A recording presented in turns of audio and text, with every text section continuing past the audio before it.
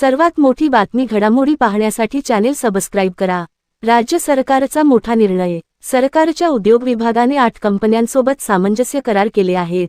या करारांमुळे महाराष्ट्रात सुमारे 44,000 कोटींची गुंतवणूक होणार आहे। एवढंच नव्हे तर या माध्यमातून 7,000पेक्षा अधिक रोजगार निर्मिती होण्याची देखील शक्यता आहे। यामध्ये aerospace, data centre, steel, green initiative, hydrogen व नैसर्गिक वायू साठवण प्रणाली, फायबर उत्पादन क्षेत्रात गुंतवणूक करण्यात येणार आहे। मुख्यमंत्री देवेंद्र फडणवीस, उद्योगमंत्री उदय सामंत यांच्या उपस्थितीत विधानभवनात उद्योग विभागाच्या वतीने बुधवारी 8 कंपन्यांसोबत सामंजस्य करार करण्यात आले। यावेळी वरिष्ठ अधिकाऱ्यांस या 8 कंपन्यांचे प्रतिनिधी उपस्थित होते। मुख्यमंत्री फडणवीस हे स्वित्झर्लंडमधील दावोस येथे जानेवारी 2025 आणि 2026 मध्ये झालेल्या जागतिक आर्थिक परिषदेमध्ये सहभागी होण्यासाठी गेले होते। जगभरातील मोठ्या कंपन्यांशी बैठक घेणे आणि महाराष्ट्रात उद्योग उभारण्यासाठी सामंजस्य करार करणे आणि data centre, automobile, semiconductor, EV, electronics, औषध निर्मिती, संरक्षण व एरोस्पेस, पायाभूत सुविधा इत्यादी क्षेत्रातील गुंतवणूक करारांवर आता प्रत्यक्ष कृतीला सुरुवात झाली आहे। मुख्यमंत्री देवेंद्र फडणवीसांनी 8 कंपन्यांसोबत सामंजस्य करार केल्यामुळे महाराष्ट्रात एकूण 44,710 कोटी रुपयांची गुंतवणूक होणार आहे। तसेच या कराराच्या माध्यमातून सुमारे 7,030 रोजगार निर्मिती होण्याची शक्यता आहे। राज्य सरकारने गुंतवणूकदारांसाठी आवश्यक यंत्रणा उभी केली आहे। शासन आणि उद्योग क्षेत्र एकत्रितपणे प्रगती करू शकतो, असा महाराष्ट्राचा सिद्ध झालेला अनुभव आहे। त्यामुळे प्रशासकीय बाबींमध्ये काही अडचण आल्यास शासन त्यांना सर्वतोपरी मदत करेल, असं मुख्यमंत्री फडणवीस यावेळी म्हणाले। एकनाथ शिंदे याचा इशारा। अमेरिका-इराण युद्धामुळे देशभरात गंभीर गॅस टंचाई निर्माण झाली असून देशभरात गॅस सिलेंडरसाठी सर्वसामान्य नागरिकांनी भर उन्हात रांगा लावल्या। पुणे, नागपूर, मुंबई, नाशिक, कोल्हापूरमध्ये गॅस सिलेंडर मिळवण्यासाठी सकाळपासूनच रांग लावली होती। सिलेंडर संपल्याने राज्यातील 40% हॉटेल्स बंद पडले असून काही हॉटेल चालकांवर चूल पेटवण्याची वेळ आली। याबाबत उपमुख्यमंत्री एकनाथ शिंदे यांनी भूमिका स्पष्ट केली। केंद्र सरकारने मात्र देशात एलपीजी सिलेंडरची कोणतीही कमतरता नसून ग्राहकांनी घाबरून जाऊन आगाऊ बुकिंग करण्याची गरज नाही, असे म्हटले आहे। व्यावसायिक गॅस सिलेंडर काळ्या बाजारात 4 ते 5 हजारावर पोहोचला आहे।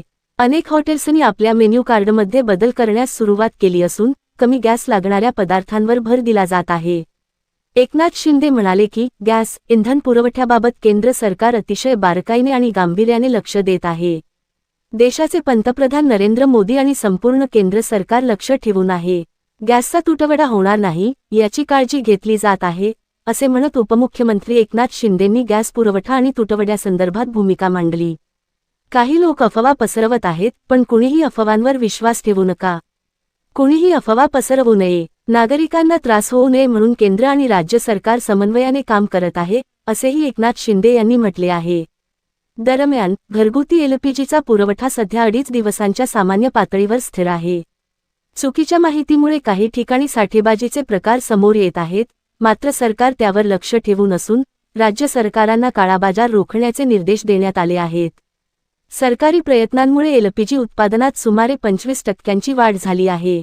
पुढच्या काही दिवसांत एलएनजीचे 2 मोठे टँकर भारतात पोहोचणार असून यामुळे एलपीजी टंचाई कमी होईल, असे पेट्रोलियम मंत्रालयाने म्हटले आहे।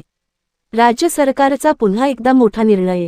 राज्यातील भूमी अभिलेख विभाग तांत्रिकदृष्ट्या सक्षम करण्यासाठी राज्य सरकारने विभागाचा नवीन आकृतीबंध मंजूर केला असून त्यामध्ये 994 नव्या पदांची भर घालण्यात आली आहे। नवीन आकृतीबंधानुसार एकूण पदांची संख्या 10,683 झाली आहे। त्यात 1 अतिरिक्त जिल्हाधिकारी तर 3 उपजिल्हाधिकारी पदांची नव्याने निर्मिती केली आहे। राज्यातील 8ही प्रादेशिक विभागात 1 अतिरिक्त जिल्हा अधीक्षक कार्यालय तसेच संभाजीनगर प्रादेशिक विभागाचे विभाजन करून लातूर प्रादेशिक विभाग करण्यात येणार आहे। या आकृतीबंधानुसार आता शिपाई पद रद्द केले असून ते बाह्यस्रोतांद्वारे भरण्यात येणार आहे। या निर्णयामुळे विभागाची प्रशासकीय क्षमता वाढण्याबरोबरच नागरिकांना मिळणाऱ्या सेवा अधिक जलद आणि प्रभावी होण्याची अपेक्षा व्यक्त केली जात आहे। राज्यातील वाढत्या शहरीकरणामुळे तसेच जमिनीच्या नोंदी, मोजणी, फेरमोजणी, डिजिटल नकाशे आणि जमिनीच्या व्यवहारांशी संबंधित कामकाज मोठ्या प्रमाणात वाढले आहे। या पार्श्वभूमीवर भूमी अभिलेख विभागाचा सध्याचे मनुष्यबळ अपुरे पडत असल्याने नवीन आकृतीबंध तयार करण्यात आला। या आकृतीबंधात तांत्रिक आणि प्रशासकीय अशा विविध स्तरांवरील अतिरिक्त 994 पदांचा समावेश करण्यात आला आहे। सध्या राज्य सरकारच्या माध्यमातून डिजिटल सातबारा, एक नकाशे, ऑनलाईन मोजणी अर्ज, भूक नकाशांचे संगणकीकरण अशा अनेक प्रकल्पांची अंमलबजावणी सुरू आहे. या योजनांची प्रभावी अंमलबजावणी करण्यासाठी प्रशिक्षित मनुष्यबळाची आवश्यकता लक्षात घेऊन हा आकृतिबंध तयार करण्यात आला आहे. त्यासाठी महसूलमंत्री चंद्रशेखर बावनकुळे यांनी पुढाकार घेतला होता. या निर्णयामुळे प्रलंबित मोजणी प्रकरणे कमी होण्यास मदत होईल, तसेच नागरिकांना जमिनीशी संबंधित सेवा मिळण्यासाठी होणारा विलंब कमी होईल. भूमी अभिलेख विभागातील कामकाज अधिक पारदर्शक, वेगवान आणि तांत्रिकदृष्ट्या सक्षम करण्याच्या दृष्टीने हा निर्णय महत्त्वाचा मानला जात आहे. या आकृतिबंधात महत्त्वाच्या पदांमध्ये उपअधीक्षक 84 पदे, शिरस्तेदार 201, परिरक्षण भूमापक 1176, तसेच भूकरमापक 70 पदांची वाढ झाली आहे. सध्या राज्यात परिरक्षण भूमापकांचे 1392 साजे असून त्यात आता 1176 साज्यांची वाढ होणार आहे. नवीन आकृतिबंधात शिपाई संवर्गातील पदे रद्द करण्यात आली असून सध्या कार्यरत शिपाई संवर्गातील नियमित कर्मचारी हा पदोन्नत झाल्यामुळे अथवा सेवानिवृत्त झाल्यास किंवा अन्य कारणांमुळे हे पद रिक्त झाल्यावर ते आपोआप रद्द होईल. त्यानंतर हे पद बाह्य यंत्रणेद्वारे भरण्यात येईल. त्यानुसार ज्या प्रमाणात नियमित पदे कमी होतील त्या प्रमाणात बाह्य यंत्रणेद्वारे घेण्यात येणाऱ्या पदांच्या संख्येत वाढ होईल. विजय वडेट्टीवार याचा पुन्हा एकदा इशारा. शेतकरी प्रश्नांवर बोलताना वडेट्टीवार यांनी कर्जमाफीच्या निकषांवर प्रश्नचिन्ह उपस्थित केले. वडेट्टीवार म्हणाले, ज्या शेतकऱ्यांचे कर्ज 2 लाखांच्या वर आहे त्यांना लाभ कसा मिळणार?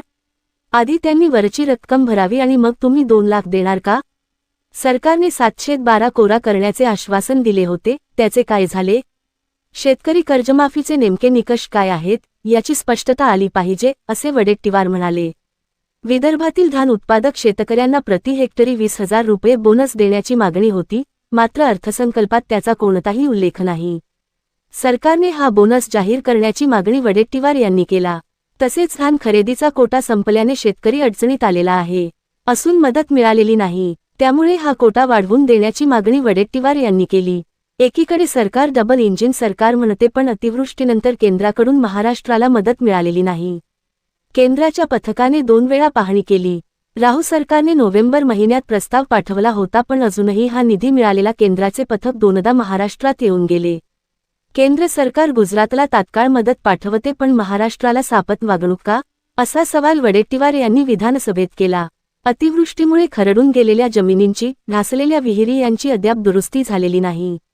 राज्यात दररोज 3 शेतकरी आत्महत्या करत आहेत, तरीही सरकार 500 कोटी खर्च करून बीकेसीमध्ये AI कृषी महोत्सवाचे इव्हेंट करण्यात मग्न आहे. यातून काय साध्य झाले? तापी खोऱ्यातील उपसा सिंचन योजनेत मोठा भ्रष्टाचार झाल्याचा आरोप वडेट्टीवार यांनी केला. कागदोपत्री चुकीची लाभक्षेत्रे दाखवून निधी लाटला जात आहे. विदर्भाचा लाभ दुसरीकडेच दाखवून कोण लोणी खात आहे, हे लाडके कंत्राटदार नेमके कोणाचे आहेत, असा टोला त्यांनी लगावला.